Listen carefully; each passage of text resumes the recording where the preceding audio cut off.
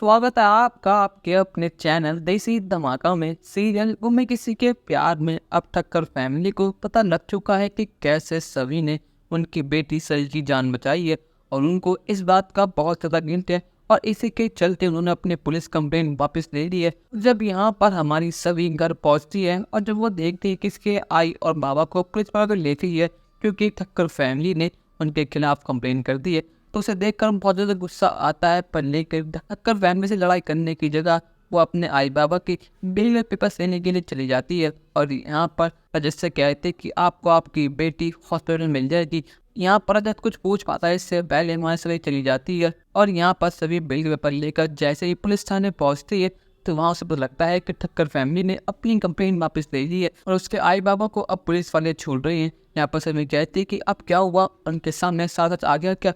पहले उन्होंने बिना कुछ सोचे समझे हमारे ऊपर केस कर दिया। यहाँ पर ईशा कहते हैं कि सभी तुम घर चल पर सगाई कर ले, पर लेकिन यहाँ पर दुख की बात तो यह है कि इतनी बेइज्जती होने के बाद शशांक को लग रहा है कि ये फैमिली अच्छी है ही नहीं। यहाँ पर सभी एक दो के पास लड़की है तो शशांक की माँ ने शादी कैंसिल कर दी है और ये बात सुनने के बाद तो ईशा के आंसू रुकने का नाम नहीं लेते और जैसे ही वो घर पहुँचते हैं तो उनसे माफ़ी मांगने और कोई नहीं रजत और उसकी मम्मी और उसके पापा आते हैं। यहाँ पर रजत कहता है कि आज जो कुछ भी हुआ उसके लिए हम शर्मिंदा हैं। आज हमारी वजह से आपकी इतनी बेइज्जती हुई, हमने जो कुछ भी करा हम उसके लिए माफ़ी मांगते हैं। हमें एक छोटी सी गलतफहमी हो गई थी जिसके चलते हमें लगा कि सभी ने हमारे बेटी को किडनैप कर लिया है, इसी के लिए हमने पुलिस कंप्लेंट कर दी। यहाँ पर भाग्यश्री भी कहते हैं कि सभी बेटा मुझे माफ़ कर देना, मैं जानती हूँ कि आज बहुत बड़ी गलती हुई हमसे और तुम्हारी जो भी भरपाई है वो हम कर देंगे। जो तुम्हारा नुकसान हुआ है, जो तुम्हारा खर्चा हुआ है, हम सब भरपाई कर देंगे और ये तुम्हारा शादी खर्चा होगा हम वो भी उठा लेंगे। पर लेकिन जो तूने आज हमारी सही के लिए करा है उसके लिए बहुत बहुत थैंक यू, क्योंकि आज उसके जान से तूने बचाई है। सभी गुस्से में कहते कि आखिर आप होती कौन है हमें सब कहने वाली, आखिर आपकी गलती की वजह से मेरे आई बाबा ने इतना सब गुस्सा मेरी आई को चोट दिया, सिर्फ आपकी वजह से, आपकी गलतफहमी की वजह से आज हमारे संग ये सब हुआ।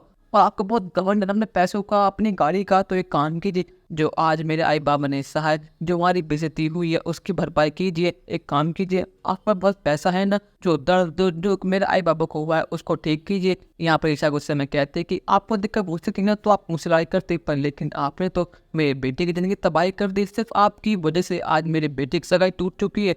इतने मुश्किल से मेरी सभी की ज़िंदगी में एक अच्छा लड़का आया था, पर लेकिन आपकी लड़ाई की वजह से, सिर्फ आपकी वजह से आज मेरी सभी फिर से अकेली हो चुकी है। अब आप मुझे बताइए कि मेरी सभी से कौन शादी करेंगे, अब आप इसकी भरपाई कैसे करेंगे, क्योंकि आपको पता है कि मेरी बड़ी सभी को कोई लड़का नहीं मिलता, पर लेकिन आज आपकी वजह से शायद टूट गई।